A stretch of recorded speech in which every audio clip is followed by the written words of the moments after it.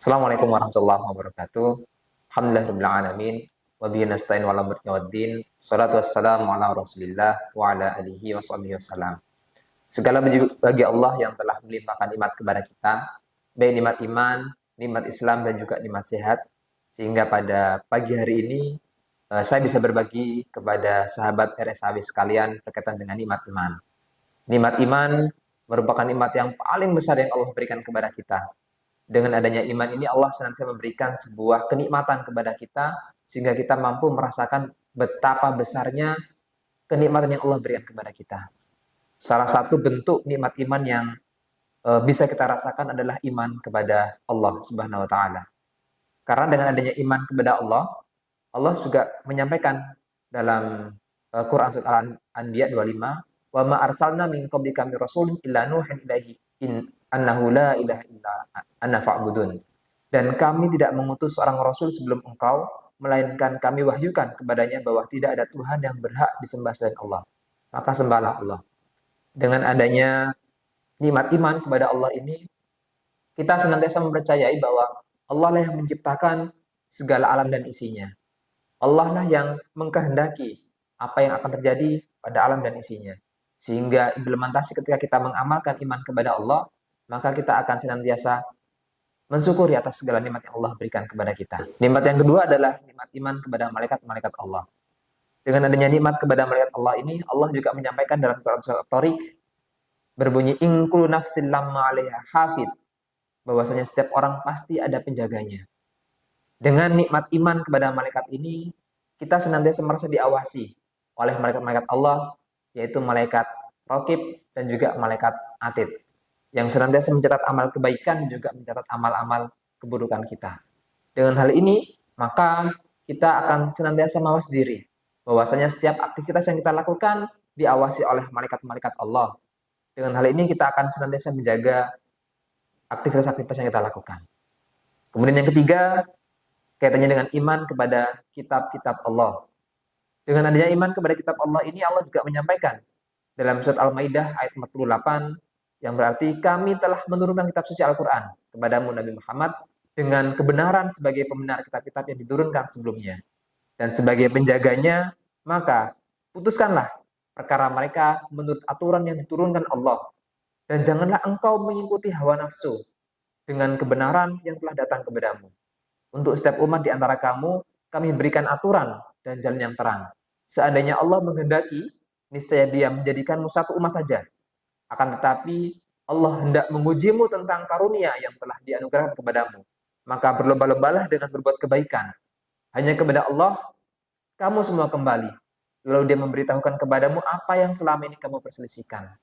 Nah, dengan nikmat iman kepada kitab-kitab Allah ini, maka kita akan senantiasa mengambil sebuah hikmah, bahwasanya setiap keputusan, setiap kebijakan yang kita ambil, ini harapannya berdasarkan pada kitab-kitab yang Allah berikan.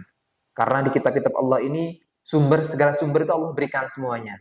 Baik itu berkaitan dengan perdagangan, baik itu berkaitan dengan hubungan rumah tangga, baik itu hubungan sesama tangga, dan semuanya.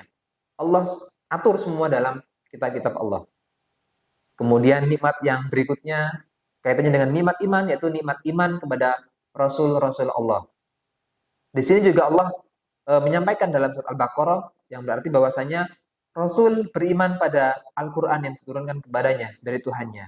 Demikian pula orang-orang mukmin, masing-masing beriman kepada Allah, malaikat-malaikatnya, kitab-kitabnya, dan Rasul-Rasulnya. Mereka berkata, kami tidak membeda-bedakan seorang pun dari Rasul-Rasulnya. Mereka juga berkata, kami dengar dan kami taat. Ampunilah kami, wahai Tuhan kami, hanya kepadamu tempat kami kembali. Nah, implementasi iman kepada Rasul, kita mempercayai bahwasanya Allah mengutus Rasul-Rasulnya untuk menyelesaikan masalah yang ada dalam umat ini. Ya, oleh karena itu, kita meyakini bahwasanya setiap masalah pasti ada jalan keluarnya. Dengan harapan apa dengan kita mengimani Rasul-Rasul ini? Ya, kita mengambil sebuah hikmah pembelajaran yang terjadi pada zaman-zaman terdahulu. Kita mengetahui bahwasanya banyak pembelajaran-pembelajaran yang sudah diajarkan oleh Rasulullah SAW kepada kita. Ya, baik itu kaitannya hubungan bermuamalah, kaitannya dengan hubungan perdagangan dan seterusnya. Ini Allah sudah mengatur semua juga ke arah sini dan itu sudah dicontohkan oleh Rasulullah dalam setiap aktivitasnya. Kemudian nikmat iman yang berikutnya adalah nikmat iman kepada hari kiamat. Di sini Allah menyampaikan dalam surat Al-Isra 13 sampai 14 yang berbunyi, setiap manusia telah kami kalungkan catatan amal perbuatannya di lehernya. Pada hari kiamat, kami keluarkan baginya sebuah kitab yang dia terima dalam keadaan terbuka. Dikatakan juga, bacalah kitabmu. Cukuplah dirimu pada hari ini sebagai perhitungan atas amal dirimu. Nah, di sini kita meyakini bahwasanya ketika kita mengimani akan adanya hari kiamat, kita akan senantiasa mengatur setiap aktivitas yang ada di dunia. Karena kita mengetahui bahwasanya kehidupan di akhirat cukup lama. Satu hari di akhirat ibaratnya 1000 tahun di dunia. Ya, oleh karena ini kita harus memastikan bahwasanya setiap kali aktivitas yang kita lakukan sesuai dengan aturan-aturan yang Allah berikan. Dan yang terakhir, kaitannya dengan nikmat iman, yaitu iman kepada qada dan qadar. Nah, di sini juga Allah sampaikan dalam surat Ali Imran ayat 145, setiap yang bernyawa tidak akan mati kecuali dengan izin Allah. Sebagai ketetapan yang telah ditentukan waktunya, siapa yang menghendaki pahala dunia, niscaya kami berikan kepadanya pahala dunia. Dan siapa yang menghendaki pahala akhirat, niscaya kami berikan kepadanya pahala akhirat. Kami akan memberikan balasan kepada orang-orang yang bersyukur. Nah, di sini kaitannya dengan apa? Kaitannya dengan iman terhadap ketetapan yang Allah berikan. Ketetapan baik ataupun ketetapan buruk. Dan pastilah setiap kali aktivitas yang kita lakukan, baik itu kehendak yang Allah berikan, baik kehendak baik ataupun kehendak buruk, itu sudah Allah atur ya. Allah sudah tetapkan dalam sebuah kitabnya ke arah sana, sebuah ketentuan di Lauhul Mahfuz. Nah, beberapa implementasi atau beberapa hal yang bisa kita dapatkan ketika kita mampu mempelajari iman ini, kita tanamkan dalam kehidupan kita, maka harapannya iman ini menjadi sebuah dasar kehidupan kita. Sehingga ketika iman ini menjadi sebuah dasar dalam kehidupan kita, yang pertama akan menimbulkan jiwa kepeloporan dalam menegakkan sebuah kebenaran. Kemudian yang kedua, kita akan memperhitungkan matang-matang ya setiap aktivitas yang kita lakukan. Di mana ketika aktivitas tersebut mampu memberikan sebuah dampak positif kepada kita, ini pasti akan kita lakukan. Tetapi sebaliknya, kalau seandainya aktivitas yang kita lakukan ini banyak menimbulkan sebuah mudarat, maka kita tinggalkan.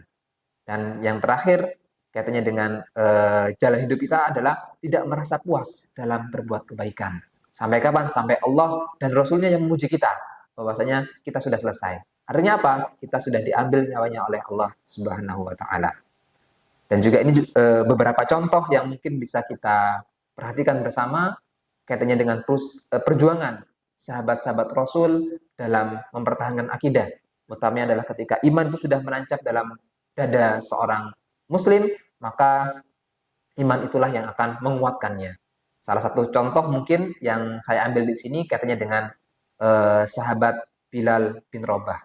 Ya, mungkin sahabat-sahabat RSAW sudah mengetahui semua siapa sih Bilal bin Rabah itu. Ya, Bilal bin Rabah merupakan salah satu budak